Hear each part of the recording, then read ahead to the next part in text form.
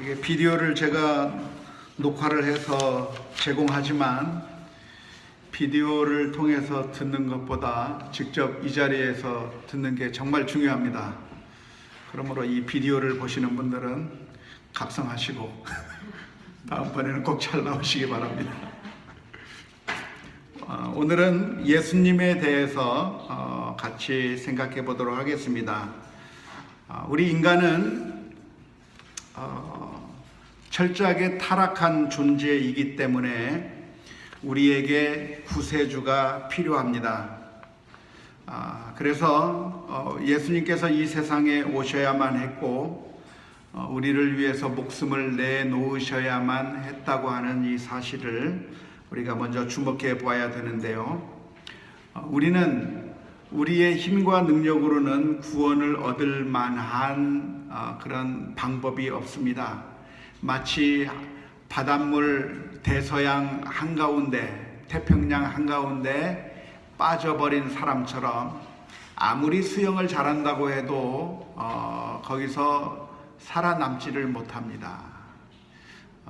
베테랑 그 뱃사람들이 배를 타고 가다가 그 배가 바다에 빠졌을 때 그 베테랑 뱃사람들이 헤엄쳐서 견딜 수 있는 시간은 일반인들에 비해서 단지 몇 분 정도 더 견딜 수는 있겠지만 스스로의 힘과 능력으로는 그 바닷물 가운데서 살아나올 수가 없습니다. 저체온증이나 여러 가지 이유들로 인해서 결국 거기서 죽을 수밖에 없는 것이죠. 그래서 그런 바닷물에 빠졌을 때 사람들이 건짐을 받을 수 있는 유일한 방법이 있다고 한다면 내 힘을 가지고서 나오는 것이 아니라 내 수영 실력으로 가지고 나올 수 있는 것이 아니라 외부에서 구조선이 와서 그 사람을 건져 주어야만 살아날 수 있는 것처럼 우리들의 영적인 상태도 역시 마찬가지죠. 우리가 아무리 거룩하게 살려고 노력한다고 할지라도 우리는 하나님 앞에서 완벽하게 살아갈 수가 없는 사람들이죠.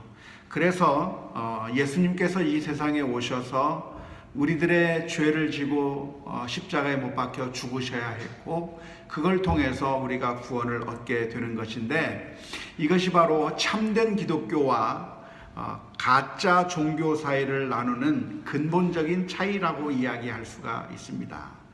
이 세상의 모든 종교들은 말하기를 사람이 노력해서 그래서 돌을 닦아서 점점점 부처가 되고 혹은 성자가 되고 성인이 되고 그래서 네가 점점 수련을 통해서 나아져야 한다고 이야기를 하는데 기독교에서 참된 종교의 기독교에서는 말하기를 그럴 수 있는 가능성이 우리들에게 없다고 하는 것을 이야기하는 것이죠.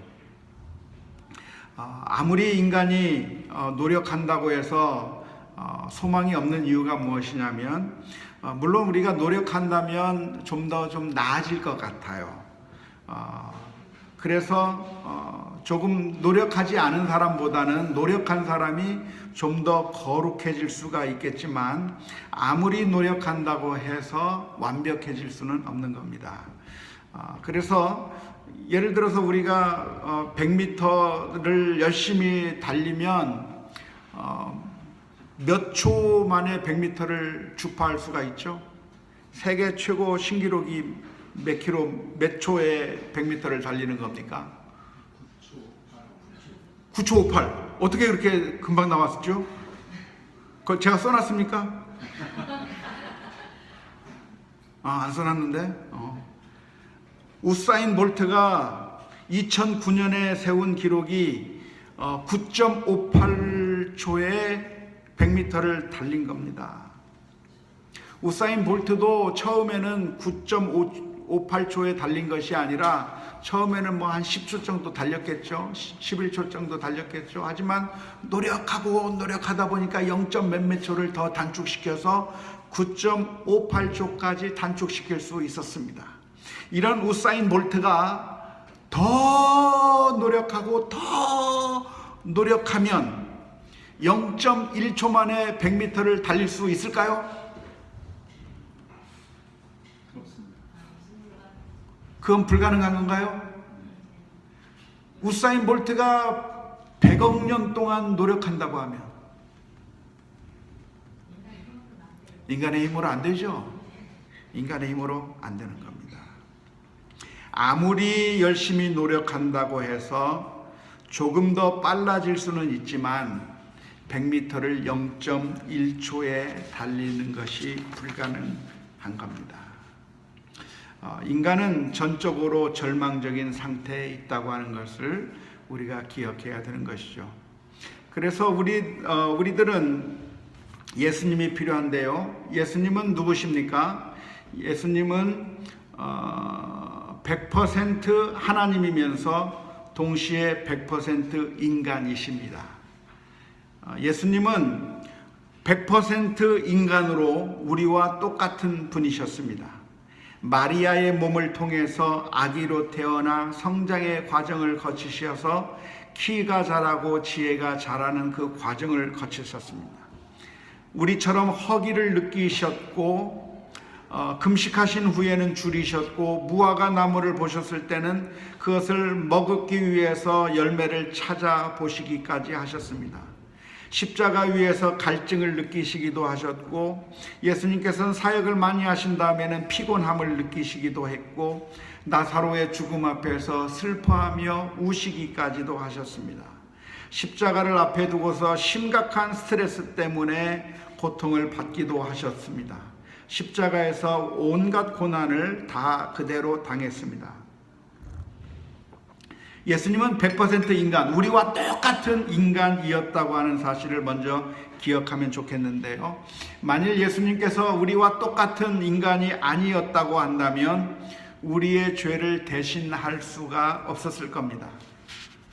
하지만 동시에 예수님은 100% 하나님이셨습니다. 예수님께서는 하나님만이 하실 수 있는 일을 하셨어요. 죄를 용서해 주시기도 하셨고 모세의 권위를 능가하는 가르침을 가르쳐 주셨고 자연 만물을 향해서 명령을 하니까 자연 만물이 순종을 했고 또 사람의 속에 있는 것까지 다 아셨고 바닷속의 깊은 곳에 물고기들이 있는지 없는지도 아셨고 아브라함이 있기 전부터 있으신 분이라고 말씀하셨고 로고스라고 말씀하시고 또 천지를 창조하신 분, 처음과 나중이 되신 분이라고 그렇게 성경은 기록하고 있습니다. 그래서 예수님은 100% 인간이면서 100% 하나님이시고 그래서 200%가 아니라 100% 예수님이신 그런 아주 우리가 잘 이해할 수 없는 그런 신비한 상태였다고 하는 사실을 우리가 기억하면 좋겠습니다. 하지만 사람들 중에는 예수님이 인간이 되셨다고 하는 것을 믿지 못하는 사람이 있어요. 그래서 뭐라고 그 사람들은 주장을 하냐면 예수님이 육신을 가지고 이 세상에 오신 것이 아니라 육신을 가지고 있는 것처럼 보였을 뿐이고 실제로는 예수님이 육신을 가지신 분이 아니시다. 100% 하나님이시지 인간은 아니다 라고 주장하는 그런 주장들이 있었습니다. 그런 주장을 가리켜서 뭐라고 이야기하냐면 가현설이라고 합니다. 도스티즘이라고 하는데 하나님께서 육신을 입고 나타나신 것처럼 보였을 뿐이지 실제로는 육신을 갖고 나타난 것이 아니라고 주장하는 설이 있는데 이 설은 잘못된 설입니다. 잘못된 이단사설입니다. 예수님은 실제로 인간으로 태어나셔서 인간이 당할 고통을 그대로 당하신 분이시지만 동시에 100% 하나님이었다고 하는 사실을 기억해야 하는 겁니다. 예수님은 성령으로 말미암아 초자연적으로 잉태하게 되어서 처녀의 몸에서 태어나게 됐는데요. 이것은 구약 성경에서 이미 예언한 바가 되어 있고 베들레헴에서 예수님께서 탄생하셨습니다. 처녀가 아기를 낳는다고 하는 것은 우리가 쉽게 이해할 수 없지만 기적적으로 성령님께서 역사하셨다고 말할 수가 있겠습니다. 예수님께서는 십자가 위에서 죽음을 죽으셨는데 예수님의 십자가의 죽음은 대속적인 죽음이었습니다. 대속적인 죽음이라고 하는 것은 우리들의 죄를 대신 지고서 속죄를 이루셨다고 하는 그런 의미입니다. 구약시대 때 희생제사를 드렸죠. 구약시대 때 희생제사를 드린 건 어떻게 됐냐면 사람들이 죄를 지으면 나 대신에 짐승을 죽여서 내가 받을 심판을 짐승에게 받게 하고 나는 용서를 받는 제도가 희생제사입니다. 이런 구약시대의 희생제사가 아주 미흡했는데, 왜냐하면 사람이 죄를 지었는데 동물을 죽여봤자 사람과 똑같은 가치가 없기 때문에 대속이 될 수가 없었던 것이죠. 하지만 예수님께서 영원한 제사를 드리심으로 말미암아 우리의 죄를 다 용서해 주셨다고 말할 수가 있겠습니다. 뿐만 아니라 우리들의 죄는 채무와 같은 개념으로 이해할 수도 있는데요. 우리가 죄의 종으로 사로잡혀 있을 때 우리의 몸값을 지불함으로 말미암아, 채무를 지불함으로 말미암아 우리를 죄의 종의 몸에서 해방시킨 것이라고 이해할 수가 있겠습니다. 예수님의 부활은 죽음에서부터의 승리를 의미하는데요. 예수님께서 3일 만에 다시 살아나셨습니다. 예수님께서 부활하셨다고 하는 것은 어떻게 알 수가 있죠?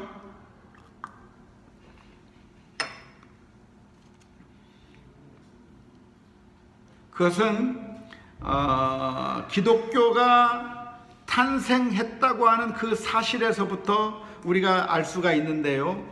세계 최대의 미스테리가 무엇이냐면 어떻게 유대교의 토양에서 삼위일체를 고백하는 기독교 신앙이 탄생할 수 있게 되었는가가 세계 최대의 미스테리입니다. 유대교는 어떤 종교냐면 유일신 하나님만을 섬기는 종교가 유대교예요. 그런데 그 유대교의 토양 속에서 하나님만이 아니라 예수님, 성령님 이렇게 삼위일체 하나님을 고백하는 신앙이 탄생하는 것이 거의 불가능합니다. 이슬람교는 유일신 알라신만을 섬기는 종교인데 그 이슬람 교도들 사이에서 삼위일체 교리를 가진 신앙이 나오는 것이 불가능한 것처럼 유대교 신앙을 가진 사람들 사이에서 삼위일체 신앙이 탄생한다는 것이 거의 불가능한 것인데, 역사적 사실은 무엇이냐면 지금으로부터 2000년 전에 갑자기 기독교라고 하는 종교가 탄생해서 전 세계를 점령해 버렸다는 거예요.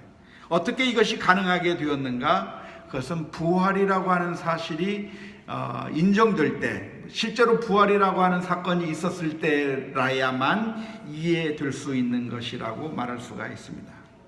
예수님께서 부활하셨기 때문에 우리도 곧 부활하게 될 겁니다.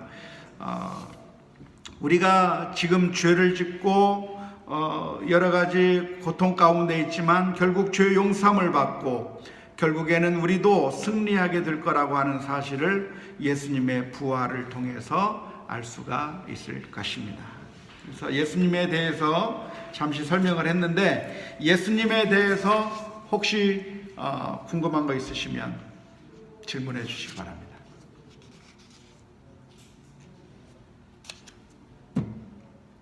다 이해가 되셨습니까? 네. 그러면 뒷장을 하도록 하겠습니다. 목회자에 대해서 우리가 함께 같이 공부해 보도록 하겠습니다. 목회자에 대해서 우리가 좀 생각해 볼 필요가 있는데요. 우리가 신앙생활 할 때 목회자가 차지하는 부분이 참 큽니다. 그래서 우리가 성경적이고 건강한 목회자와의 관계를 가져야 될 것이라고 생각이 되는데요. 오늘은 어떻게 하면 우리가 목회자와의 바른 관계, 성경적이고 건강한 관계를 가질 수 있을 것인가에 대해서 잠시 말씀을 드리려고 합니다. 먼저 우리가 생각해 볼 것이 있다고 한다면, 우리의 신앙생활의 최고의 기준은 오직 성경만이 우리의 기준이라고 하는 사실을 기억하면 좋겠습니다. 그렇죠? 성경이 가장 최고의 기준이죠. 성경 이외의 그 어느 것도 성경보다 높은 권위를 가진 것도 없고 성경과 비슷한 권위를 가진 것이 없고 모든 것은 다 성경 위에 세워져 있을 때라야만 권위를 가질 수가 있습니다. 모든 것들은 무엇에 의해서 판단을 받아야 되나요? 성경에 의해서 판단을 받아야 됩니다. 심지어 설교도 우리에게 절대적인 것이 되지 않습니다. 종종 착각할 때가 있는데요. 설교가 곧 하나님의 말씀이라고 생각하는 경우가 많이 있는데 어떤 의미에서는 맞고 어떤 의미에서는 잘못된 겁니다. 어떤 의미에서 맞을까요? 만일 그 설교가 하나님의 말씀인 성경을 잘 풀이해서 제대로 잘 강론하고 있다고 한다면 그 설교는 하나님의 말씀이라고 말할 수가 있습니다. 하지만 그 설교가 하나님의 말씀에 근거하지 않고 잘못된 것을 가르치고 있다고 한다면 그 설교는 하나님의 말씀이라고 할 수가 없습니다. 따라서 우리가 기억해야 될 것이 있다고 한다면 성경만이 우리의 신앙과 생활에 있어서 최고의 기준이라고 하는 사실을 기억해야 하는 것입니다. 따라서 목사님의 말씀은 우리가 무조건 믿고 따라야 할 것이 아니라 오직 성경의 토대 위에 서 있을 때라야만 따를 수 있다고 하는 사실을 기억해야 할 것입니다. 이해가 되셨습니까? 만일 우리가 성경에 근거하지 아니한 것인데도 불구하고 목회자의 말을 절대적인 것으로 생각하기 시작하면 잘못된 길로 갈 가능성이 많습니다. 그래서 우리가 항상 주의해야 합니다. 우리가 성경 말씀 가운데 바로 서 있지 않다고 한다면, 그리고 비성경적인 인도자가 우리들을 잘못 이끌고 간다고 하면 결국 엉뚱한 곳을 향해서 갈 수가 있습니다. 누가복음 6장 39절의 말씀에 보면 또 비유로 말씀하시되 맹인이 맹인을 인도할 수 있느냐, 둘이 다 구덩이에 빠지지 아니하겠느냐 그랬습니다. 따라서 앞에 있는 목회자가 비성경적인 길로 인도한다고 하면 모든 사람들이 다 잘못된 길로 갈 수가 있기 때문에 우리가 설교라고 해서 무조건 덮어놓고 믿어서는 됩니까? 안 됩니까? 안 됩니다. 우리가 설교를 들을 때 어떻게 해야 되나요? 저 설교가 하나님의 말씀에 부합한 것인지 부합하지 않은 것인지 분별해야 하는 것이고, 저 말씀이 성경 말씀에 바로 서 있는 말씀인지 아닌지 우리가 분별해야 합니다. 그렇죠? 예. 물론 우리가 목회자에 대해서 불신하는 마음을 가지고 있다고 한다면 그것은 영적으로 우리들에게 도움이 되지 않습니다. 목회자를 불신하기 시작하면 영적으로 도움이 전혀 안 되죠. 우리가 학교에서 공부할 때도 선생님이 좋아야 공부가 되는 것인데 선생님에 대해서 악한 감정, 원수 같은 그런 감정을 가지고 있다면 전혀 공부가 안 되는 것처럼 목회자를 기본적으로 믿고 신뢰하는 것이 정말 중요하고, 만일 목회자를 의심하기 시작한다고 하면 아무것도 믿지 못하게 되고 결국 영적으로 해롭게 되고 설교도 귀에 전혀 들어오지 않게 될 것입니다. 따라서 목회자의 관계는 기본적으로 신뢰의 관계가 형성되어져 있어야만 그 설교가 내게 들려질 수가 있고, 그래야만 우리가 영적인 유익을 얻을 수가 있습니다. 따라서 목회자를 신뢰하는 관계가 먼저 세워져 있어야 될 것이라고 생각이 되는데요. 만일 목회자에 대해서 좋지 않은 점을 발견했다고 한다면 우리 자녀들 앞에서 목회자를 비방하거나 교회에 대한 불만을 이야기하는 것은 아주 좋지 않은 결과를 가져옵니다. 종종 우리 부모들이 실수하는 것 중에 하나가 교회의 불만이나 목회자에 대한 불만들을 집에서 막 아무렇게나 해버리는 경우가 있는데 결국 자녀들이 교회를 떠나게 되는 그 근거를 부모님들이 자녀들에게 준 것이나 마찬가지죠.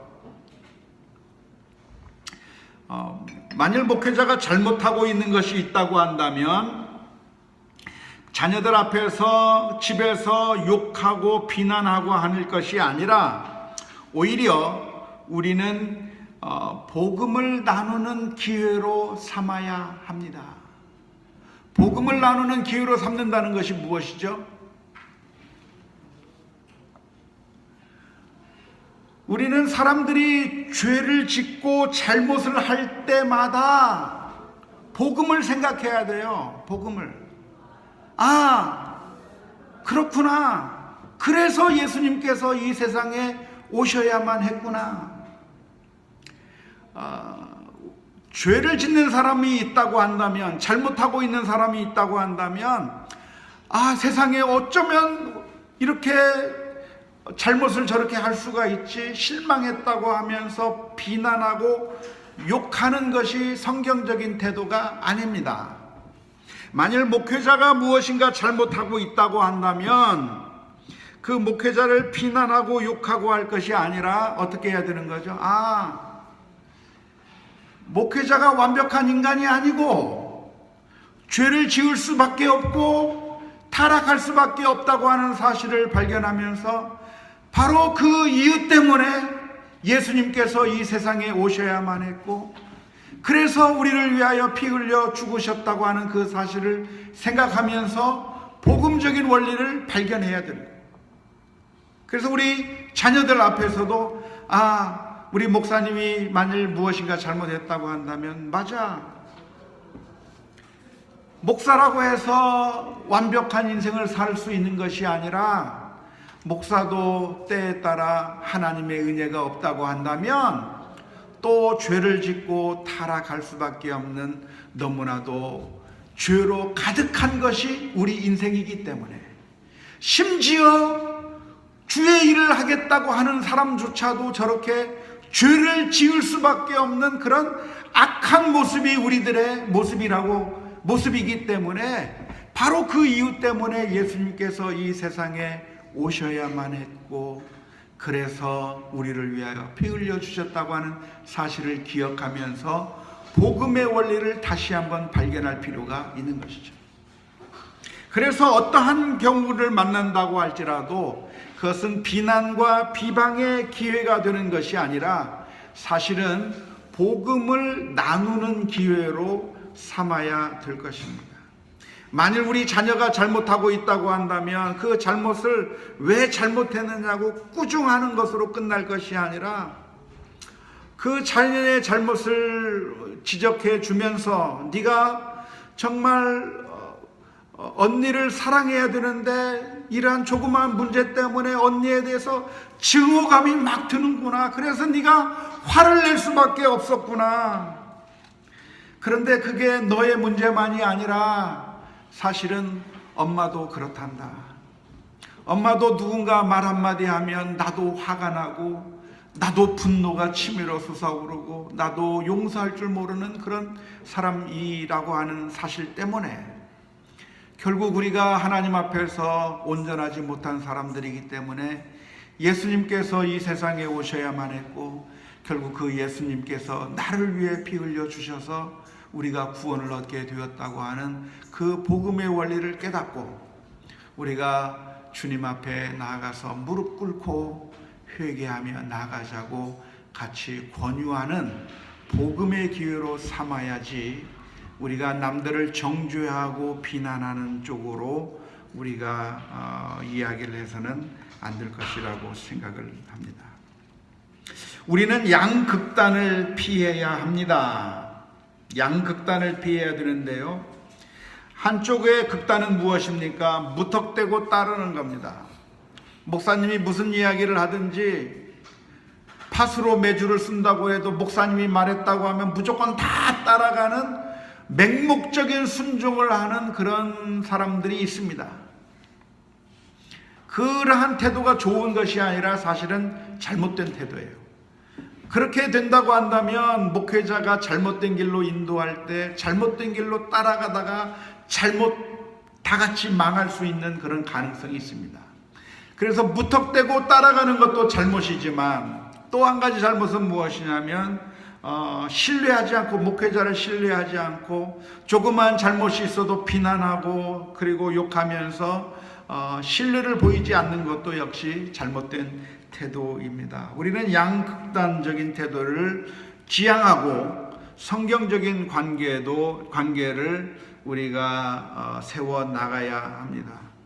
목회자와의 좋은 관계를 유지하는 것은 우리가 신앙생활을 하는 데 있어서 아주 중요하다고 하는 사실을 기억해야 합니다. 우리가 일반 성도일 때는 목회자하고 만나는 일들이 좀 많지 않아서, 그리고 교회 일에 크게 관여하지 않기 때문에 시험될 일이 비교적 적은데, 우리가 중직자가 되면 될수록 우리는 교회의 일 때문에 혹은 목사님과의 관계 때문에 우리의 믿음을 잃어버릴 가능성이 많이 있습니다. 그럴 때 우리가 어떻게 그 관계를 건전하게 만들어 나가야 될 것인가? 양극단적인 태도를 피하고 우리가 정말 바른 관계를 세워 나가기 위해서 많은 노력을 해야 합니다. 앞으로 우리가 함께 사역해 나가면서 많은 실망을 경험하게 될 것이고, 또 시험을 들 가능성이 많겠고, 어떤 때는 배신감을 느낄 때가 있을 겁니다. 일반 성도들은 그런 위험들이 많이 비교적 적지만 앞으로 중직자가 되면 그런 위험들을 많이 당하게 될 텐데, 우리가 기억해야 될 것이 있다고 한다면 사람을 보고 신앙생활을 하는 것이 아니라 언제든지 하나님을 봐야 합니다.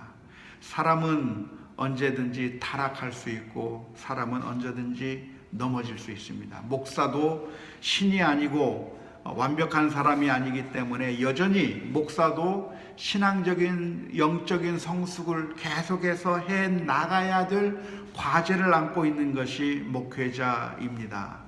목회자에게 있어서 많은 부족한 점들을 가까이 보면 많이 보게 되겠는데, 그때 실망할 것이 아니라 하나님께 소망을 두면서 건전한 관계를 유지해 나가야 합니다.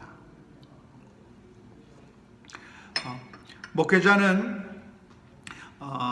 이미 완벽한 사람이 아닙니다. 지난번에 제가 목회자도 예수님에게서 치료를 받아야 될 환자라고 이야기를 했더니 우리 성도님들 가운데 몇몇 분들이 그런 말씀 좀 하지 마세요, 막 이렇게 말씀하시는 분들이 계셔. 목사님이 환자면 어떡합니까? 목사님이 의사여야죠, 막 그래요. 근데 아니에요. 의사는 예수님밖에 없고 목회자도 역시 예수님으로부터 말미암아 치유함을 받아야 될 환자가 분명합니다. 따라서 목회자에 대한 잘못된 환상을 가지면 안 되는데요, 목회자가 되는 그 순간에 우리 일반 성도들과는 달리 완벽한 어떤 신적인 존재로 목회자가 변하는 게 결코 아닙니다. 여러분이 장로가 되는 그 순간, 여러분들이 집사가 되고 권사가 되는 그 순간에 여러분들이 신앙적인 단계가 한 단계 업그레이드 돼가지고 일반 성도들보다는 더 좋은 모습을 가지고 그런 모습으로 완전히 순식간에 탁 변하는 것이 아니에요. 장로가 되고 집사가 되고 권사가 된다고 하는 것은 그냥 직분이 그렇게 주어진다는 것 뿐이지, 우리가 장로가 되는 순간, 우리가 권사가 되는 순간 우리들의 신앙의 수준이 한 단계 업그레이드 탁 되는 것이 아닌 겁니다. 목사가 되는 것도 역시 마찬가지인데요, 목사가 되면 그 순간에 모든 것이 인격적으로 완성되는 것이 아닙니다. 제가 20몇 살에 목사가 됐는데요, 지금 와서 생각해 보니까 정말 어설픈 목사였던 것 같아요. 인격적으로 부족하고 참을 줄도 모르고 하나님의 말씀을 제대로 이해하지도 못하고 모든 것이 어설픈 목회자였습니다. 목사도 계속해서 신앙의 여정을 통해서 점점 자라가야만 하는 것입니다. 우리는 어떤 직분을 맡는 그 순간에 우리의 신앙이 완성되는 것이 아니라 항상 두렵고 떨리는 마음으로 경건의 훈련을 해 나갈 때 우리가 영적으로 점점 성숙해져 나가다가 마지막 하나님 앞에 가게 되는 그 순간에 영화롭게 변하게 될 겁니다. 따라서 목회자에게서 무엇인가 부족한 점을 발견하게 될 것이고, 때로는 인격적으로, 때로는 도덕적으로 문제가 있다고 하는 사실을 발견하게 된다면 어떻게 하면 좋을까요? 목회자에게 그런 모습이 있다. 그러면 어떻게 하면 좋을까요? 기도한다. 또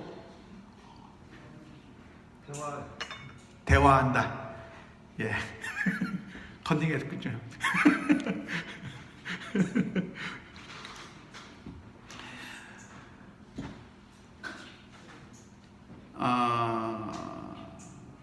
일반적인 반응은 두 가지 극단으로 나타납니다. 한 가지는 뭐냐면, 이렇게 흠이 있고 도덕적으로 문제가 있고 인격적으로 문제가 있는 이런 목사, 이 사람은 자격 미달이기 때문에 쫓아낸다는 태도로 나옵니다. 또 하나의 반응이 있습니다. 그건 뭐냐? 그래도 우리 목사님이고 하나님께서 세우신 종인데 하나님께서 그 문제는 알아서 처리해 주실 것이지 우리는 무조건 목사님하고 같이 간다. 이게 어디서 보던 거죠? 이게 우리 현재 한국 교계에서 많이 보는 거예요. 지금 현재 전주의 D교회에서 일어나고 있는 현상이에요. 그죠? 두 파로 갈라지는 거예요. 한 파는 뭐냐? 목사 이거 잘못이다. 이건 자격 미달이다. 그러니까 그만둬야 된다. 쫓아내자 하는 편이고, 또 한편은 뭐예요? 그래도 우리 목사님인데 우리가 보호해야 되고 목사님은 무조건 우리가 따라야 되고, 양극단으로 나타나는 겁니다. 그런데 이 두 가지 모습이 다 틀려먹었어요. 교회는 무엇이냐면, 교회는 우리가 함께 서로를 도와서 영적인 성숙을 도모해 가는 공동체입니다. 그래서 우리 성도들 가운데 누군가 문제가 있다고 한다면, 아픈 사람이 있다고 한다면 그 아픈 사람을 어떻게 해야 되죠? 치유해주고 돌보아 주어서 건강하게 만들어 주어야 될 책임이 교회라고 하는 공동체 안에 있습니다. 여러분들의 가족 가운데 우리 자녀가 문제가 있고 우리 자녀가 어떤 일들이 생긴다고 한다면 어떻게 해야 되죠?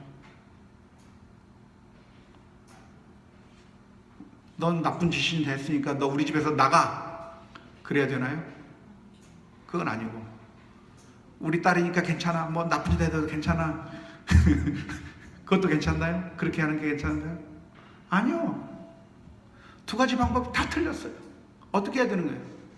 우리 자녀가 만약에 문제가 생겼다고 한다면, 우리 가족 가운데 뭐가 문제가 있다고 한다면 그 사람을 찍어낼 수 있는 것도 아니고, 잘못하고 있으니까 괜찮다고 감쌀 것도 아니에요. 우리의 목표는 뭐죠?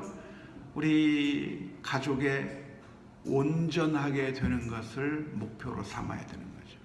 우리 성도들 가운데 뭔가 문제가 있다고 한다면 우리가 함께 힘을 다해서 그 사람이 건강하게 되도록, 영적으로 바르게 되도록 도와줄 필요가 있는 것인데, 그 성도의 그 카테고리 안에 목사도 들어가 있어요.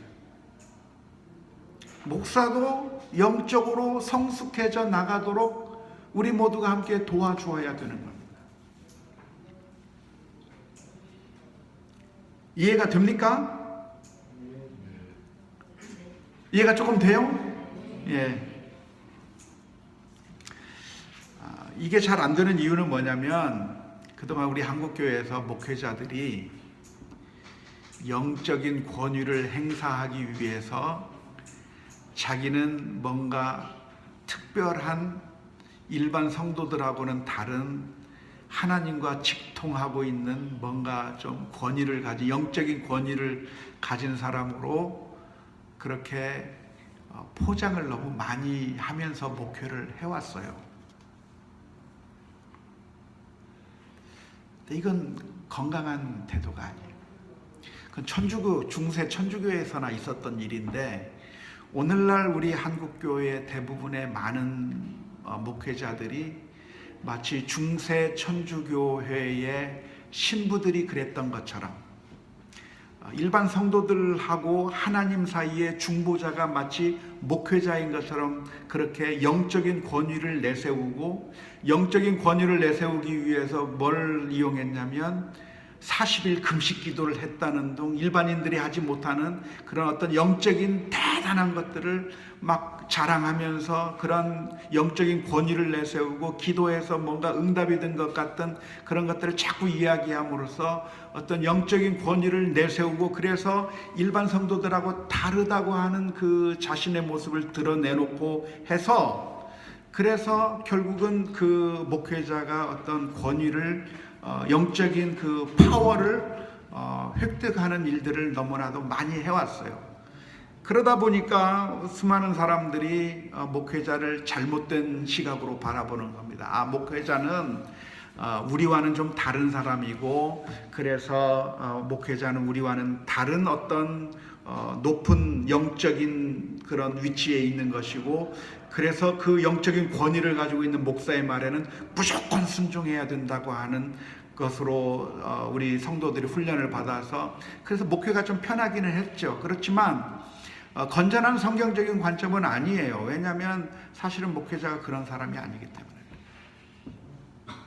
목회자는 일반 성도랑 똑같아요. 그냥 은사가 달라서 여러 다른 성도들은 은사가 달라서 그 분야에서 자신들의 은사를 발휘하고 있는 것과 마찬가지로, 목회자는 하나님의 말씀을 연구하고 가르치는 은사를 받았기 때문에 그 분야에서 은사로서 봉사하고 있는 것인데, 마치 무엇인가 큰 차별이 있는 것처럼 그렇게 하는 바람에 결국 목회자가 사람들과 하나님 사이의 중보자인 것처럼 그렇게 많이 착각하게 만들었고, 그런데 그런 모습을 보이지 못하게 될 때 한편으로는 그 목회자를 쫓아내려고 하는 그런 움직임으로, 또 한편으로는 그럼에도 불구하고 그 목회자를 무조건 옹호하는 쪽으로 양극단으로 나타냈는데, 사실 성경적인 관점은 목회자도 성도와 똑같고,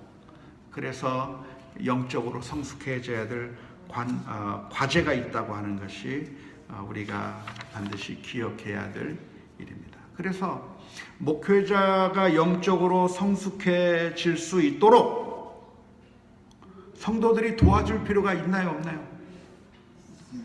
있어요. 어떻게 도와줄 수 있습니까? 어떻게 도우면 좋겠나요? 도와줄 필요는 있는데 어떻게 도와주면 좋을까요? 예?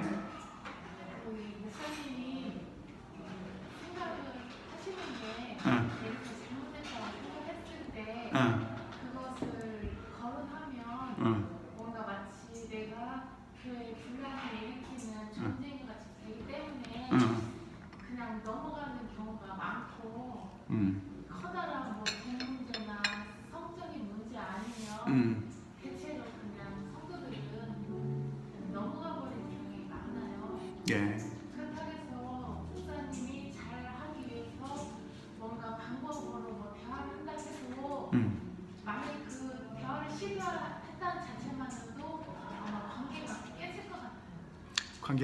그렇죠. 관계가 깨지는 경우가 너무 많죠. 우리 사실은 뭐라고 할까, 이게 정답이 없어요. 어떻게 도와주어야 할 것인가에 대한 정답이 없어요. 마치 사춘기에 있는 우리 자녀들을 도와줄 때 정말 어떻게 도와줘야 될지 모르겠잖아요. 내가 정말 이 아이의 문제를 고치기 위해서 이야기를 해주고 싶은데, 얘기를 해주면 그 해준 대로 되는 것이 아니라 오히려 역효과가 나는 것처럼, 사실은 우리 교회 안에서 우리 목회자나 아무튼 성도들 사이의 관계도 마찬가지고, 모든 성도들의 관계 가운데서 만일 이 성도님이 뭔가 문제가 있다, 죄가 있다, 잘못이 있다, 아니 우리 목사님에게 어떤 문제가 있다 그랬을 때에 우리가 좀 얘기 좀 해줘서 좀 제대로 잘 해줬으면 좋겠는데, 많은 경우에 제대로 된 결과가 나타나기보다는 오히려 관계가 깨져버리고 불편해지고 그러는 결과를 가져오는 경우가 너무나도 많은 것 같아요. 그래서 사실은 제가 무엇이 정답이라고 이야기를 해드리기는 좀 곤란합니다. 하지만 적어도 우리들의 마음 가운데 사랑의 마음이 있으면 좋겠다고 하는 생각이에요. 그러니까 우리 부모님들이 우리 자녀들을 향해서 훈계를 이야기를 해줄 때는 기본적으로 사랑의 마음을 깔고서 이야기하는 겁니다. 그래서 정말 이 아이가 잘 됐으면 좋겠다고 하는 그 마음으로 접근해 나갈 때 때로는 부작용도 일어나기도 하고, 때로는 막 더 문제가 더 꼬이기도 하지만, 그럼에도 불구하고 부모와 자식들 사이에서는 그래도 뭔가 이루어지는 이유가 뭐냐면 그 진정성이 전달이 되거든요. 그죠? 정말 엄마가 사랑하고 있구나, 그리고 이 자녀도 엄마의 사랑을 느끼고 있기 때문에 그래도 관계가 흐트러지면서도 다시 한번 회복될 수 있는 가능성이 있는 것 같아요. 그런데 사실 교회 내에서 그 문제가 해결되지 않는, 오히려 더 문제들이 더 악화되는 그 이유 중에 하나가 무엇이냐면, 사실은 우리는 그만큼 사랑을 좀 안 해요. 그러니까 우리가 접근해 나갈 때 정말 사랑하는 마음으로, 정말 이 한 영혼을 불쌍히 여기는 마음으로 내가 접근하는 것이 아니라, 많은 경우에 이게 그냥 정죄하는 식으로 접근하기가 쉽고, 결국은 그래서 의의를 상하게 되는 그런 경우들이 너무나도 많은 것 같아요. 하지만 우리가 목표 하나만큼은 분명한 것 같습니다. 그것은 무엇인가요? 우리가 사랑의 마음으로 이 한 영혼이 영적으로 성숙해져 나가는 것을 도와주어야 할 필요가 있다고 하는 것이 이 성경적인 가르침이에요. 빌립보서 2장의 말씀에 보면 어떤 말씀이 있습니까?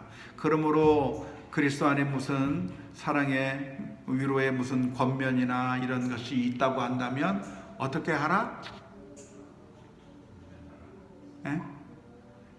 먼저 자기 자신을 살펴보기도 하고, 어떤 주장하는 자세로, 교만한 자세로 이야기할 것이 아니라 나보다 남을 낮게 여기고, 그리고 정말 나 자신을 돌아보면서, 그리고 사랑으로 그 사람을 접근해서 그 사람을 바른 길로 돌아오게 만들려고 하는 그런 태도를 가져야 될 필요가 있는 거죠. 아무튼 제일 방법론에 대해서는 정답이 없다고 생각을 하면서도, 일단은 정말 사랑의 마음을 가지는 것이 필요하다. 영적인 내가 한편으로는 목사님이 잘하든 말든 그 내 문제 아니가, 난 아무 상관없다, 그 목사님 문제고 나는 아무 문제가 없다고 하는 방관자적 입장이 아니라, 정말 내가 사랑하는 마음으로 정말 잘 되기를 바라는 그런 간절한 마음이 있다고 한다면 정말 지혜롭게 접근할 수 있을 거라고 생각을 합니다. 아무튼 우리가 외면하는 것도 잘못이고, 그렇다고 해서 그냥 지혜롭지 못하게 함부로 이야기를 해서 오히려 그 사람을 바른 길로 인도하기보다는 오히려 더 잘못되게 만들어버리는 역효과를 가져오는 위험이 있다고 하는 사실을 생각하면서 지혜롭게 우리가 접근할 필요가 있을 거라고 생각을 해요.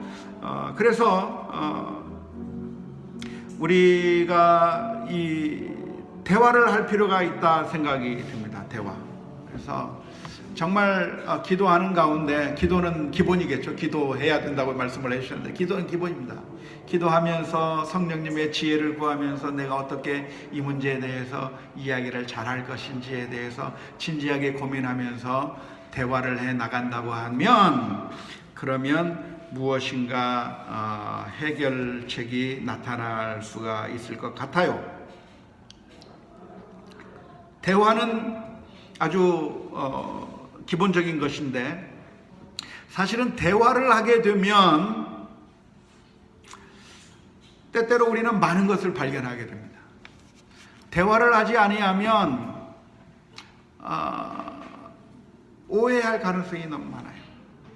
그런데 대화를 하다 보면 내가 목사님에게 잘못이 있는 줄 알았는데 때로는 그것이 오해였을 것이라고 하는 사실을 발견하게 되기도 하고, 결국은 또 오해하게 만들 만한 일을 하고 있다고 하는 사실을 발견하게 만들 수도 있을 것이고 해서 어떤 식으로든 유익한 결과를 가져올 수 있을 거라고 생각을 합니다.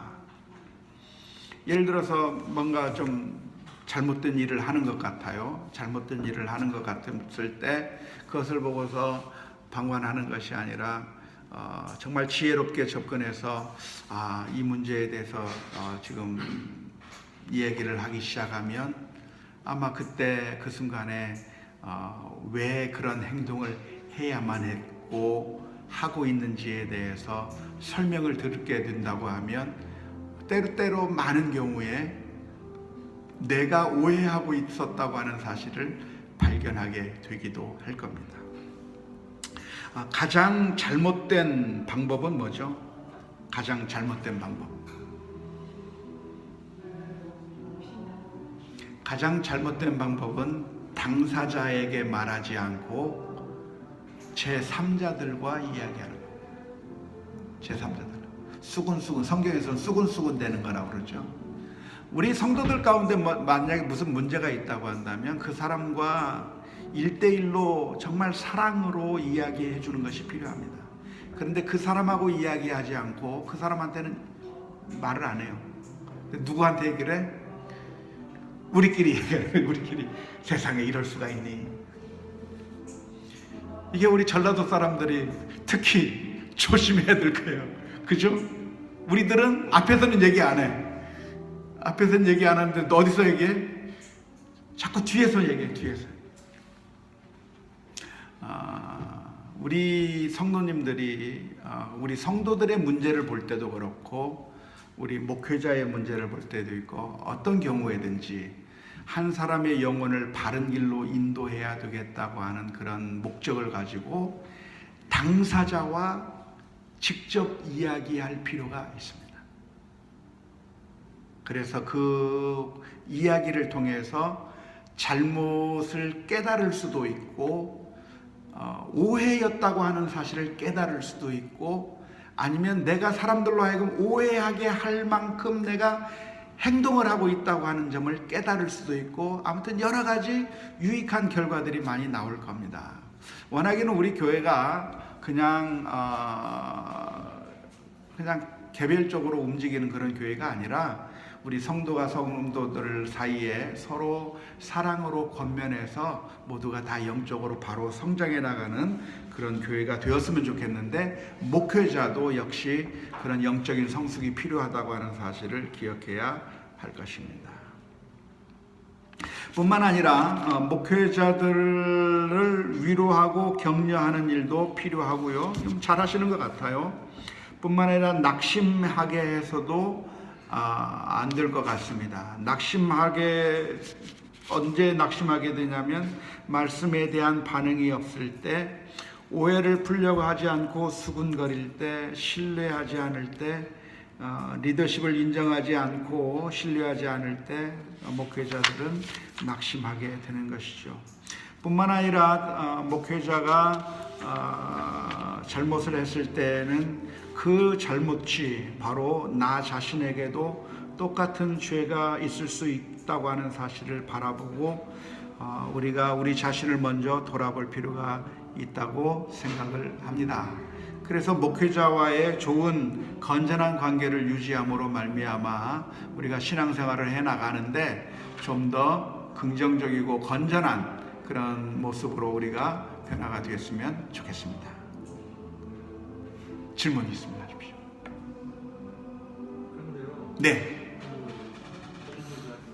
직접적으로 대화를 하고 싶은데도 그 대화 후의 관계 그런 면에서 두려움이 좀 때가 있더라고요. 제가 어떤 그런 생각을 가지고 말씀을 드렸을 때 거기에 대한 목사님께서나 어떤 그 상대가 저를 생각하는 그게 되는 그런 두려움. 네. 그런 것이 두려워서 하기가 어려웠고 그런 마음이 충분히 이해가 갑니다. 저도 그런 마음이 듭니다.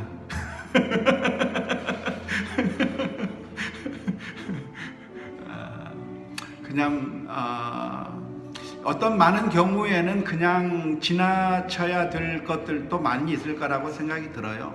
그러니까 일일이 모든 것들을 다 우리가 마치 어떤 훈수 두는 사람인 것처럼 모든 경우에 다 이렇게 일일이 감나라 배나라 뭐 이렇게 할 것은 아니라고 생각은 들고요. 그러나 이제 많은 경우에 우리가 좀 더 지켜보면서 상황을 보고 이해하려고 노력하다 보면 사실은 내가 맨 처음에 생각해 볼 때는 이거 잘못됐다고 생각됐던 것들이 사실은 그만한 이유가 있고 상황이 있고 충분히 이해할 만한 것이라고 하는 사실을 깨달을 때가 많이 있을 거라고 생각이 들어요. 그래서 많은 경우에는 아마 기도하면서 지켜보고 있어야 될 것이 많다고 생각이 들어요. 그런데 어떤 경우는 이런 경우에는 이 문제에 대해서 한번 이야기를 해봐야 되겠다고 하는 그런 시점이 있을 거라고 생각이 들어요. 그런 때는 아무튼 지혜를 구하면서 우리가 양같이 순결하면서도 뱀같이 지혜롭게 접근을 하지 아니하면 오히려 잘못될 수 있으니까 우리가 기도하면서 좋은 지혜를 가지고 어떻게 이것이 관계를 깨지지 않게 하면서도 상대방의 영적인 유익을 위해서 내가 무엇인가를 할 수 있을 것인지에 대해서 진지하게 고민을 하면서 접근해 볼 필요가 있지 않겠나 싶습니다. 어렵죠? 이 부분이 제일 어려운 것 같습니다. 제일 어려워요. 왜냐하면 어렵습니다. 지금까지 저희들이 신앙생활을 하면서 물론 우리가 같이 섬기는 목사님에 대해서, 목회자에 대해서 우선 믿음이 중요합니다. 신뢰랄지 이런 것들이 전부 다 중요합니다. 그런데 조금 전에 김춘수 집사님이 이야기했던 내용도 어떤 사안이 있어서 그게 대화를 나눴을 때 서로 이건 내가 좀 가까이 생각을 못했구나 또 이해를 서로 가면 좋은데 거기서 이제 대화를 나눌 때는 이게 아니라는 걸 가지고 대화를 나누기 때문에 거기서 의견이 서로 달랐을 때는 바로 신뢰 구축이 깨지는 그런 현상으로 변지는 경우가 많다. 특히 이제 직분을 맡은 직분자로서 그런 일이 많이 발생하고 있고 특히 교회 안에서 그런 문제로 인해서 갈등의 요인으로 부딪히는 것들이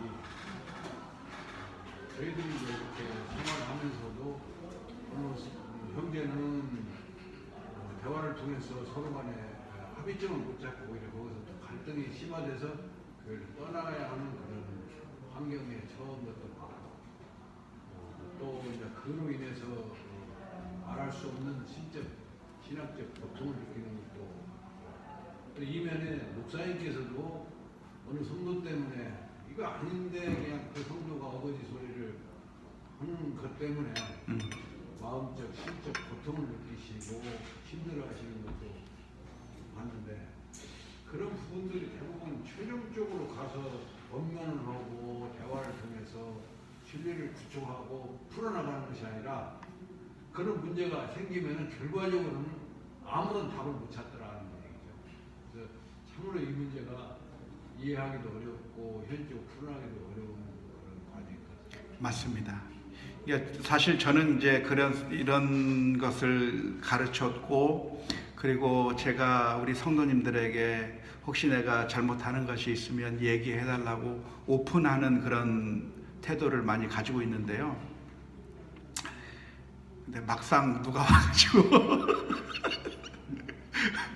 막상 저한테 와가지고 저에 대해서 막 이런 얘기들을 하게 되면 굉장히 의기소침해지고, 때로는 그 사람에 대한 미운 마음도 들고, 그렇게 되더라고요. 그래가지고 인간이니까요. 그래서 내가 정말 그 나에게 와서 얘기해 주는 것이 너무 고맙다고 생각하려고 하고 있지만, 그러나 내 감정은 의지는 그래요. 의지는 내가 그렇게 가르쳤고 그렇게 해줬으면 좋겠다고 생각을 하고 고맙다고 생각을 하긴 하지만, 제 감정은 벌써 이미 막 굉장히 힘들어지고, 그러면서 그 사람하고 관계가 좀 흐트러지기도 하는 경험들을 많이 했어요. 그러니까 저도 이제 괜찮다고 얘기하시라고 하고 있는데, 얘기하면은 괜찮은 것이 아니라 제가 그냥 벌러덩 넘어져가지고 일어설 줄 모르는 그런 경험들을 많이 했고요.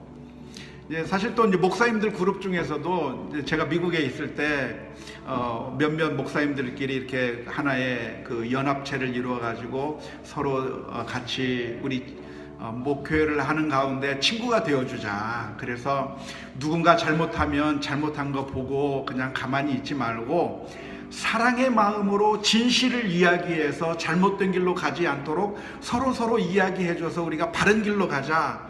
그렇게 목회자들끼리 서로 약속을 하고 그런 연합체를 만들었어요. 그래서 우리가 목회하는 가운데 누군가가 잘못 간다면 나에게 잘못 가지 말라고 얘기를 해달라. 사랑으로 얘기를 해주면 그게 우리에게 서로 도움이 되겠다면서 그런 연합체를 만들어가지고 활동을 했었거든요. 그런데 그 연합체가 거의 깨졌어요. 왜 깨졌는가? 서로가 서로에 대해서 이제 사랑으로 얘기를 한다고 얘기를 했는데, 서로 상처를 받는 거예요. 막 이 목사님은 이 목사님한테 상처를 받고 막 상처를 받아가지고 그때 모였던 그 그룹들이 지금은 거의 해체돼서 활동을 안 하시더라고요. 그래서 이게 인간의 죄성이 너무나도 참 크구나.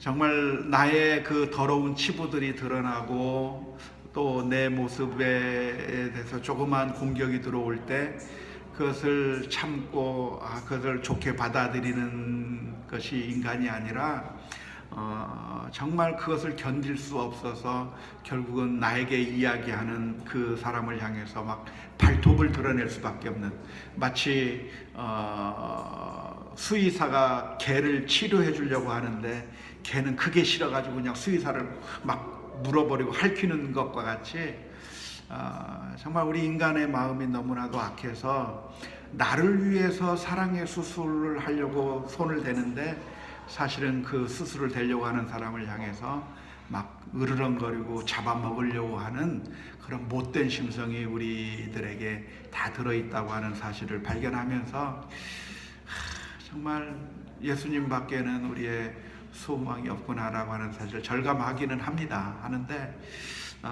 저도 뭐 제가 다른 사람들과 달라서 뭐 어떤 인격이 높아서 괜찮습니다, 뭐 언제 무슨 말이든지 들어도 괜찮습니다 하는 건 아니고요. 저도 굉장히 힘든데, 그러나 결국 교회의 목적이 무엇인가를 생각했을 때 우리가 잘못된 길로 가는 그것을 그냥 방치하거나 아니면 그냥 그 잘못되는 길을 가는 것을 그대로 품는 것보다는 하나님의 말씀에 따라 바르게 가도록 서로가 서로를 도와주어야 된다고 하는 이 대원칙만큼은 우리가 분명하게 기억해야 될 것이라고 생각을 해요. 그래서 저는 우리 이번에 임직을 받게 되시는 분들이 저와 같이 동역을 좀 했으면 좋겠다고 생각이 들고, 제가 여러분들로 인해서 신앙 인격적인 성숙이 더 있었으면 좋겠고, 또 여러분들도 저를 통해서 또 동료들을 통해서 인격적인 신앙 인격적인 성숙이 정말 그리스도를 닮아가는 모습들이 점점 더 나왔으면 좋겠다고 생각하는 것이 제 마음입니다. 그래서 쉽지는 않겠지만 기도하면서 지혜를 구하면서 그렇게 우리가 바른 관계를 유지해 나가도록 노력해야 되지 않겠나 생각이 됩니다. 제가 궁금해하는 사항들이 가자면 말씀을 드리고 싶은 그런 사항들이 제가 아는 게 부족해서 그렇게 또 오해를 하고 있잖아요. 네. 근데 예를 들어서 직접 말씀드려서 물어보기는 너무 어려우니까 아까 제 3자 말씀을 하셨는데 예를 들어서 우리하고는 전혀 관계도 아닌 사람 너무 말하듯이 이러이러한 것이 어떤 것이냐 없을 때 그분한테 얘기를 들으면 그건 내가 잘못 생각했던 부분이구나 그렇게 깨달을 수도 있고 네. 또 이제 그분의 말을 들으면서 그것은 확실한 것 같으면 말씀을 좀 드려도 좋겠다 하는 판단도 얻을 수 있고 네. 그런 상황이기 때문에 예를 들어서 타인한테 내 일을 내 일이 아닌 것처럼 하면서 질문을 해보는 거죠. 그건 지혜롭죠. 예, 그건 지혜롭습니다. 그러니까 내가 이제 다른 사람을 비방하기 위해서가 아니라 내가 잘 모르기 때문에 이름을 밝히지 않으면서 지혜를 구해볼 필요는 있는 거죠. 예, 그건 가능할 거라고 생각이 들어요. 교회에서는 약간의 이중적인 자세라고 할까요? 그런 사랑의 논리로 적용하다 보니까 목사님이 잘못된다던가 교회에서 어떤 일을 잘못하고 있을 때 보다 좋은 방법을 제시하거나 지적을 하면 교회는 직장이 아니잖아. 네. 교회는 사회가 아니고 네. 그냥 사랑으로 넘어가니까 그걸 무마시키려고 하는 그런 논리가 많아요. 네, 예. 어떤 행사를 하거나 목사님이 무슨 일을 하실 때 좀 아닌 것 같은데 이렇게 반론을 제기할 수 있는 루트라기보다는 대체로 우리의 기독교의 구조가 그냥 교회는 그냥 사랑으로 하는 거니까 부족해도 넘어가고 틀려도 넘어가고 좋은 게 좋은 거야라고 해버리면 문제를 제기한 사람만 좀 나쁘게 부정적인 인식을 하니까 말을 안 해버리고 그냥 넘어가 버리는 경향이 좀 많죠.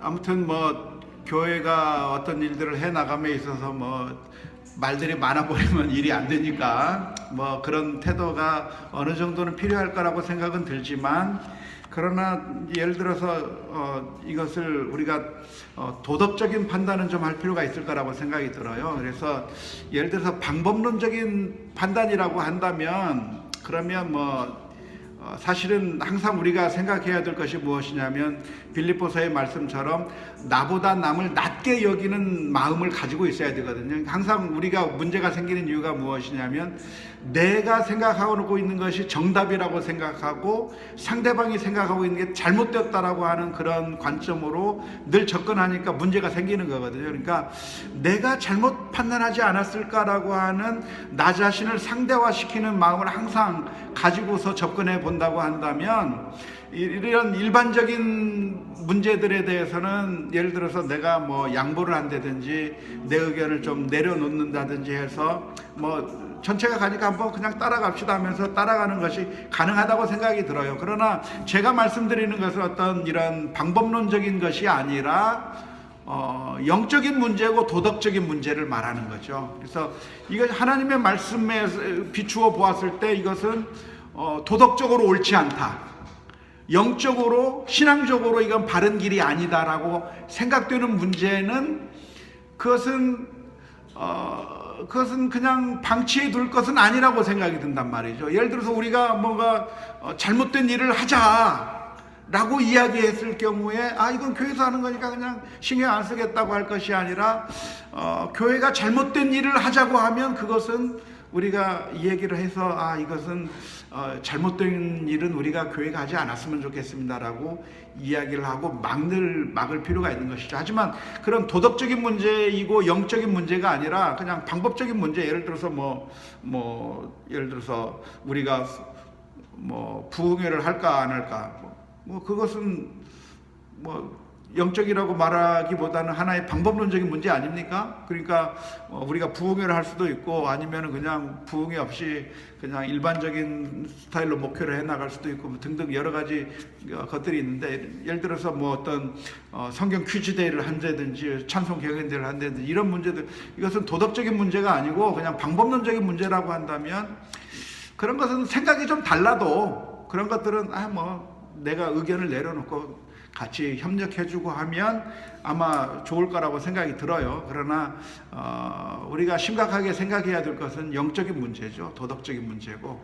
그러니까 우리 이런 방법론적인 문제에 있어서는 사실은 사람들마다 의견이 다 다르고, 그래서 그 방법론적인 문제를 가지고 서로 싸우는 것은, 의견을 서로 대립하는 것은 그것은 현명한 것은 아니라고 생각이 듭니다. 특별히 어떠한 단체가 움직여 나갈 때는 우리 개인이 생각하고 판단하는 것과 그리고 좀 거시적인 시각에서 보면서 이렇게 판단하는 것과는 좀 차이가 있을 수 있거든요. 그래서 그런 것들은 리더십에게 좀 신뢰를 하면서 맡겨줄 필요가 있다고 생각이 들어요. 그러니까 예를 들어서 우리 교회의 방향을 어떤 식으로 끌고 나간다든지 하는 것들에 대해서는 이래도 되고 저래도 되는 문제들에 대해서는 내가 양보할 필요가 있죠. 근데 그게 아니라 도덕적인 문제, 영적인 문제, 우리의 신앙적인 문제에 있어서 이것은 하나님의 말씀에 어긋나는 일인데 하려고 한다든지, 이것은 하나님께서 원하지 않는 것이 분명한데 추진하고 있다든지, 이런 문제들은 내가 소수라고 해서 그냥 가만히 있을 것이 아니라 그것은 얘기를 해야죠. 얘기를 해서 우리가 하나님의 말씀에 순종하는 것이 옳겠다라고 하는 걸 얘기해야 되겠고, 그게 아니고 예를 들어서 우리 교회를 중화산동으로 옮길 것이냐 저 우화동으로 옮길 것이냐, 그런데 어느 날 갑자기 우화동으로 옮기자 그러면 기분 나쁘죠. 대부분의 사람들은 조남순 권사님을 빼놓고는, 조남순 집사님을 빼놓고는. 하지만 그런 문제에 있어서는 이래도 되고 저래도 되는 문제라고 한다면 그것은 우리가 좀 양보하고 리더십에 어느 정도 인정하고 그 길을 맡길 필요는 있다고 생각이 돼요. 예를 들어서 우리가 건물을 3층으로 질 거냐 10층으로 질 거냐, 이런 문제들은 아마 재정적으로 이렇게 계산하시는 분들은 재정적인 면에서 판단을 할 것이고, 또 어떤 분은 이런 면에서 판단할 것이고 이랬을 텐데, 그런 문제들에 대해서는 사실은 그냥 사람들마다 생각이 많겠지만 그런 문제들은 한 발짝 물러서서 내 주장이 옳지 않을 수도 있겠다고 하는 마음을 가지고 좀 여유 있게 바라볼 필요가 있을 거라고 생각이 들어요. 그러나 그 문제가 아니라 도덕적인 문제, 영적인 문제, 우리 교회가 뭔가 악한 일을 도모하자라든지 이런 문제들이 있을 때는 그런 문제들은 그냥 침묵할 것이 아니고 사실은 얘기해서 교회가 바른 길로 가게끔 만들 필요가 있는 것이죠. 예? 어렵다는 거는 네.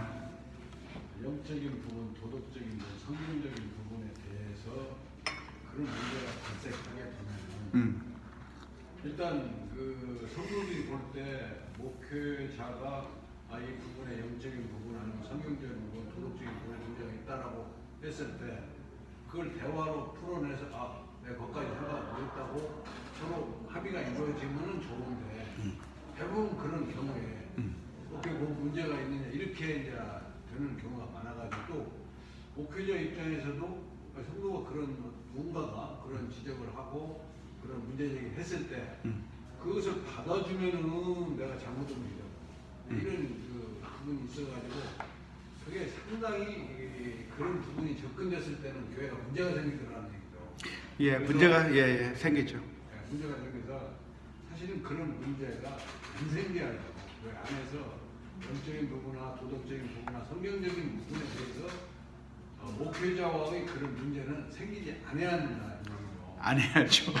근데 그런 문제가 생겼을 때는 분명히 둘 중에 하나가 문제가 벌어지더라는 얘기죠. 네. 딱 보면은 목사님이 그대로 임직 못 해나가는 그런 결과가 생기는 수도 있고 또 성도 간의 그 문제 때문에 갈등이 생기고 교회가 파탄이 되는 그런 문제도 생기는 수가 있고 심지어 교회가 좀 빠개지는 경우도 있고 우리도 이제 그런 것을 살짝 겪어왔지만 네. 그것이 어떤 한 성도가 꼭 그래서뿐만이 아니라 교회 안에서 목회자와 임직자가 됐든 임직자 집단이 됐든 간에 그런 어떤 문제가 갈등 문제가 생기면은 이것이 순조롭게 교회 안에서는 풀어지지가 않더라. 그래서 그 원인을 저는 이렇게 보는 거죠. 일반 사회에서는 크든 작든 많든 간에 상하관계가 존속됩니다.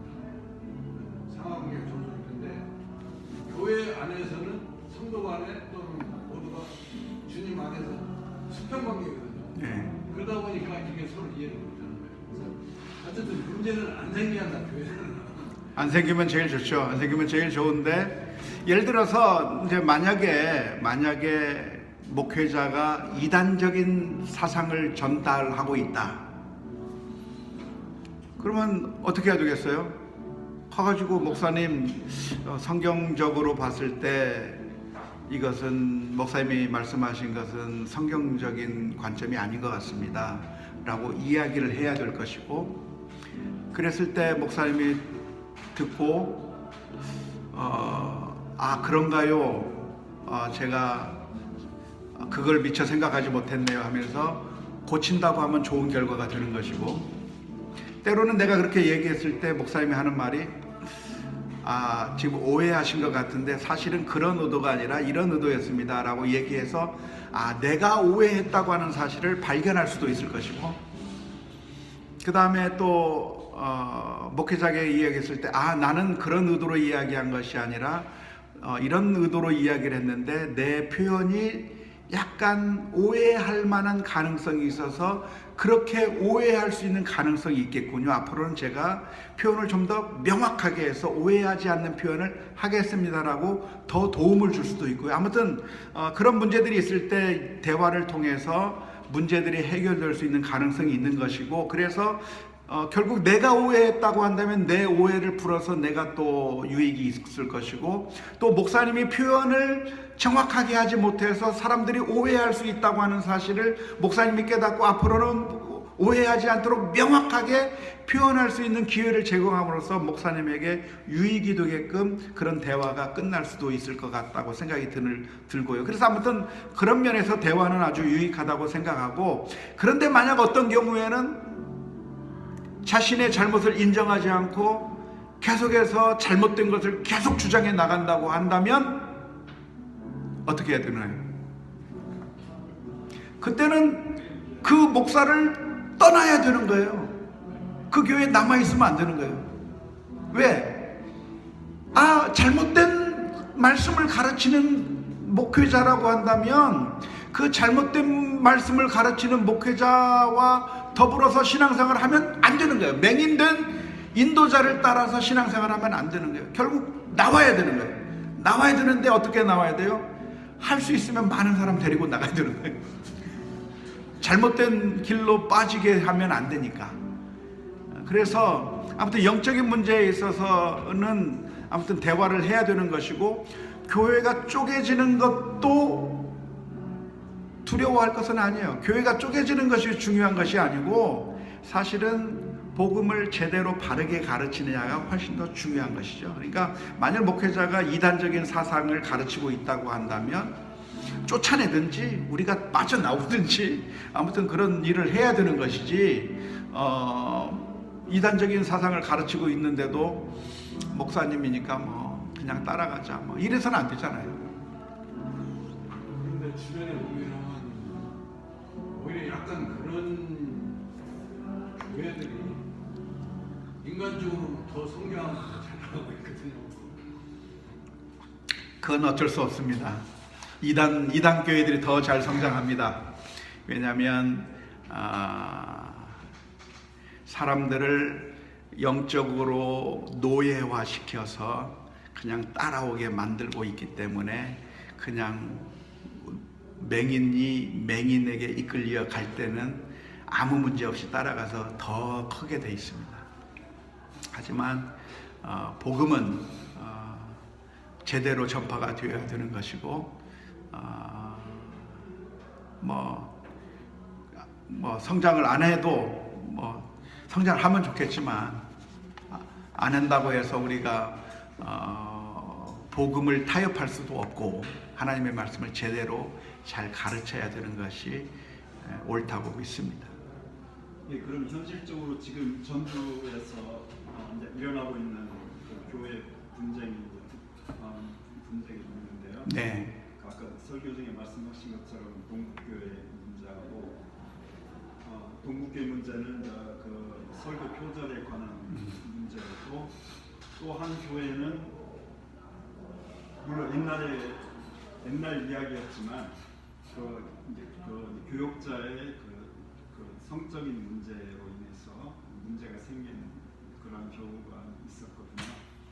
그래서 동국교회 같은 경우는 그 논문 표절이 과연 그게 그 대화로서 이렇게 풀어야 되는지 아니면은 쫓아내든지 나오든지 해야 하는 문제인지 그런 문제가 있고요. 예. 그다음에 이제 또 한 가지 그 교육자의 성적인 문제에 도달했을 때 예를 들자면 목회자가 물론 좋은 적인 아니지만 그래도 목회자가 이제 그 전도사와의 그런 성적인 문제가 생겼을 때 그 교회가 어떻게 해야 될 것인지에 대해서 이렇게 이제 그런 사례가 있거든요. 전주에서도. 예. 지금 만약 설교자가 설교 표절을 하는 문제는 그것은 설교자의 그 도덕적 그 자질이 없는 거죠. 그래서 정말 이것은 큰 문제라고 생각이 되는데요. 이런 경우에는 제가 보기에는 목사님에게 찾아가서 이런 문제가 있으니까 다시는 그렇게 재발하지 않고 설교를 제대로 잘 연구해서 말씀을 잘 증거하도록 권면해서 그렇게 목사님이 그럼 제가 앞으로는 잘못했습니다. 앞으로는 그렇게 하지 않도록 하겠습니다. 라고 그 목사님을 권면해서 그 목사님이 다시는 표절하는 것이 아니라 자기가 연구하고 해서 설교할 수 있도록 도와주는 쪽으로 해결을 해 주었더라면 제일 좋았지 않았겠나 생각이 듭니다. 근데 실은 그게 안 돼요. 그게 근데 이제 그렇게 했다고 한다면 목회자가 자신의 잘못을 깨닫고 그래서 설교를 제대로 잘 준비해서 할 수 있도록 만들어 줌으로써 결국 그 목회자가 성숙하게 만드는데 그 교회가 큰 도움을 주게 되고 결과적으로는 큰 유익을 줄 수 있을 거라고 생각이 들고, 그 과정 가운데서 자신의 잘못을 인정하고, 예를 들자면 내가 뭐 몇 개월 동안 정직을 취한다든지 등등의 과정들을 통해서 자신의 잘못에 대해서 충분히 회개하고, 그리고 앞으로는 그렇게 하지 않는 방법을 통해서 그 목회자가 잘 세워지도록 도와주었더라고 하면 정말 아름다운 교회가 되지 않았을까라고 하는 아쉬움이 있습니다. 그런데 제가 보기에는 제가 그 교회의 상황을 모르기 때문에 뭐 왈가왈부할 상황은 아니지만 아마도 그 목사님이 싫었던 것 같아요. 그래서 그 목사님을 싫어해서 밀어내고 싶어 했고 이 목사님을 쫓아내고 싶었는데 결국 그것을 뒤진 것이 표절 문제가 아니었겠나 생각이 들어요. 그래서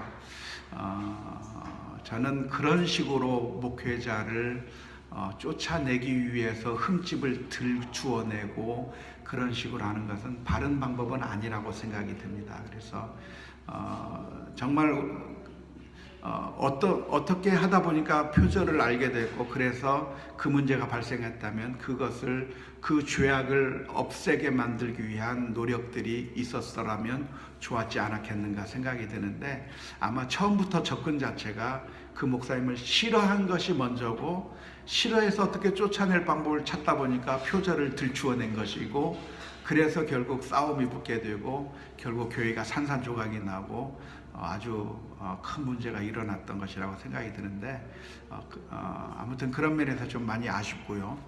성적인 문제 같은 경우는 이건 심각한 도덕적 범죄이기 때문에 이런 경우에는 모든 죄가 다 하나님 앞에서 큰 죄지만 그럼에도 불구하고 죄가 등급이 있다고 생각을 합니다. 경한 것이 있고 중한 것이 있다고 생각이 듭니다. 성적인 문제는 목회자가 목회를 해서는 안 되는 아주 중요한 그런 중죄에 해당한다고 생각을 합니다. 그래서 그런 경우에는 목회자를 교회에서부터 사임시키게 하는 것이 정당한 것이고 그것은 노회와의 관계를 통해서 목회자를 그 목사직에서 쫓아내고 목사 면직도 시키고 해서 그 사람이 그에 대한 충분한 벌을 받고 그래서 잘못된 것에 대한 충분한 회개가 있은 다음에 마지막에 제가 볼 때는 그분은 더 이상 목회를 하지 않고 다른 일을 하는 것이 훨씬 더 좋을 거라고 생각이 드는데요. 만일 가능하다고 한다면 정말 회개의 증거들이 나타났을 때 다시 그분을 목회자로 세울 수 있는 가능성을 노회에서 점검해서 할 수 있다고 한다면 할 수 있겠지만 제 생각에는 아무튼 다시는 목회를 하지 않는 쪽으로 그렇게 처분하는 것이 바른 길이라고 생각을 합니다. 예, 말씀 잘 들었고요. 근데 그 교회의 장로님이 그 모든 문제를 덮었어요. 덮어가지고 그 교회가 지금 전주에 유명한 교회가 됐습니다. 그래서 물론 그것을 까발려서 이렇게 쫓아낼 수도 있었지만 그 장로님 한 분이 그거를 자기가 다 책임지고 그걸 덮고 나가가지고 지금 굉장히 큰 교회가 됐거든요. 큰 교회가 됐다고 하는 것이 정당성을 부여하는 것 아니고요. 물론 잘못된 겁니다. 그렇게 잘못했지만 그래도 말하자면 용서하고 화합하고 아니요, 그것은 용서가 아니고 그 목회자를 망하게 만드는 겁니다. 장로님이 그것을 감춰두고 그런 일을 덮어둬서 문제를 해결했다라는 그 장로님은 방관자입니다. 방관자고 목회자의 영혼을 망하게 만든 공범자입니다. 목회자를 살리기 위해서는 처벌을 받게 만들어야 살리는 겁니다. 죄에 대한 그 대가를 자신이 받아야 그래야 그 영혼이 삽니다. 그러니까 그분이 물론 잘못했지만 자기의 죄에 대해서 철저히 깨닫고 그리고 자기가 이제 말하자면은 교회로부터 용서함 받은 건 아니겠지만 하여튼 받았다고 생각하고 더 열심히 아닙니다. 했지 않았을까? 아닙니다. 그것은 철저하게 잘못됐습니다. 여러분들에게 부탁하는 것은 제가 만일 성적인 범죄를 저질렀다고 한다면 사임하게 만들어주는 것이 저를 도와주는 일입니다. 제가 영적으로 다시 회복될 수 있게 만들어주는 길입니다. 여러분들이 저를 그런 면에서 덮어주고 그래서 그냥 목회를 그대로 할 수 있도록 만들어주면 저를 영적으로 죽이는 것이고 교회를 영적으로 죽이는 것입니다. 그것은 여러분들이 결코 해서는 될 일들이 아닙니다. 그 결과가 그렇게 목회를 해가지고 쉬쉬해가지고 덮어가지고 그 교회가 대한민국 최대의 교회가 됐다고 한들 아무 의미가 없습니다. 결코 그런 일은 있어서는 안 되는 것이고 목회자가 그런 성적인 범죄를 저질렀다고 한다면 그 사람으로 하여금 그에 상응하는 대가를 받고 목회를 그만두고 그리고 하나님 앞에 철저하게 회개하는 것이 그 목회자의 영혼을 살리는 것이지 그냥 아무 일도 없었던 것인 그냥 쉬쉬하면서 목회를 계속하게 만들고 그래서 교회가 부흥하고 하면 그 영혼은 망하는 겁니다. 제가 그런 일을 저질렀을 때 여러분들은 결코 그렇게 해주시면 안 돼요. 그 영적이나 본질적인 문제가 간혹가다 뭐 성이라든가 돈 같은 그런 문제가 있긴 있지만 대부분 그런 문제는 별로 없고요. 방법론적인 문제가 더 많은 것 같아요. 대체로 목사님들은 뭐 이렇게 어쩌다 한 번씩 그런 예외적인 상황이 있지만 교회 내에서는 그런 아주 사소한 것들, 감정적인 것들, 그런 관계적인 것들이 의외로 크게 적용이 되어서 저희 서목교회와 이 예수피성교회 관계도 다 그런 거고 예를 들어서 또 이 실시간에 와서도 소송 문제에 대해서도 이게 성경적으로 맞는가 안 맞는가 그것을 따지기 전에 이렇게 목사님이나 일부가 그냥 소송을 하자 하면은 그 의견은 그냥 따라가는 거예요. 그것에 대해서는 어떤 반론이라든가 자기 의견을 내세우기에는 좀 그런 분위기적으로 상황이 안 돼요. 그런데 예를 들어서 소송의 문제 같은 경우는 성경에 분명하게 기록되어 있지 않습니까?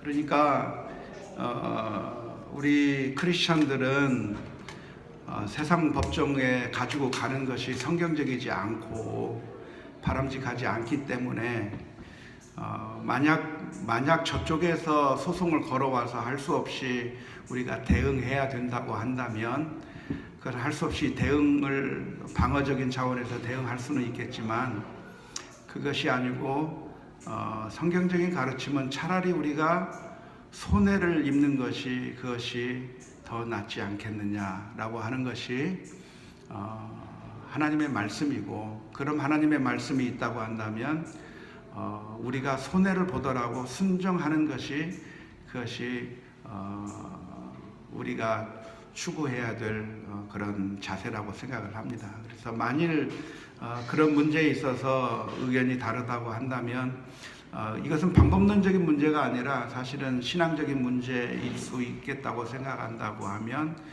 이야기를 해서 그런 잘못된 방법을 취하기보다는 성경적인 방법을 취하도록 이야기를 해서 그래서 권면을 하는 것이 좋겠고 그래서 그 권면을 듣고 그래서 바른 길로 갈 수 있다고 한다면 교회 전체에게 유익이 되겠지만 그러한 권고를 듣지 않는다고 한다면 교회 전체에게 아주 큰 해가 될 것이라고 생각을 하고요. 물론 이제 이 문제에 있어서는 과연 교회를 우리가 떠나야 되느냐, 내가 제시한 것을 받아들이지 않았을 때 교회를 떠나야 되느냐, 떠나지 않아야 되느냐의 문제가 있을 때에는 이 문제 가지고는 교회를 떠날 이유까지는 아니라고 생각이 들어요. 왜냐하면 교회를 떠날 이유는 예를 들어서 이단적인 주장을 가르치고 있다고 한다면 그것은 결단해야 된다고 생각을 들어요. 하지만 이단적인 문제가 아닌 문제일 경우에는 물론 이제 성경적인 그 관점에 따라 조금씩 해석하는 것도 좀 다르고 입장들도 다르겠지만, 그래서 분명히 이건 성경적인 방법은 아니라고 생각이 됨에도 불구하고 이런 문제들은 뭐 우리가 교회를 떠날 정도의 상황은 아니라고 생각이 들어요. 아무튼 우리가 침묵하고 있기보다는 만약에 성경적으로 보았을 때 이건 성경적인 관점으로 보았을 때 이것은 우리가 이것은 좋은 방법이 아닙니다라고 이야기를 해서 우리 대화를 할 필요가 있죠. 그래서 그 대화를 통해서 이야기가 된다고 한다면 우리 교회에 유익이 되는 것이고, 근데 그 대화가 막혀버린다고 한다면 결국 교회가 유익한 것이 아니라 정말 해로운 일들을 많이 당하게 되겠죠. 저는 여러분들이 저의 생각에 무조건 다 동참해 줄 것을 기대하지 않습니다. 저는 우리 교역자들한테도 하는 이야기가, 제가 이렇게 이야기했을 때 생각이 다르다고 한다면 이야기해 줄 것을 기대하지, 그냥 목사님이 얘기했으니까 그냥 무조건 따라와 줄 것을 제가 기대하지 않아요. 물론 얘기하다가 보면 서로 의견들이 조정이 돼서 서로 협조해 서로 의견을 맞춰가면서 제대로 된 길로 갈 수가 있겠지만, 아무튼 우리 교회가 열린 마음으로 서로 다른 사람들의, 내가 항상 옳은 것이 아니라 다른 사람이 말하는 것에 내가 귀를 기울이면서 내가 틀릴 수 있다고 하는 것을 늘 생각하면서 대화를 해 나간다고 하면 훨씬 더 하나님의 말씀에 더 가까이 우리가 순종하며 나갈 수 있지 않겠나 생각이 듭니다.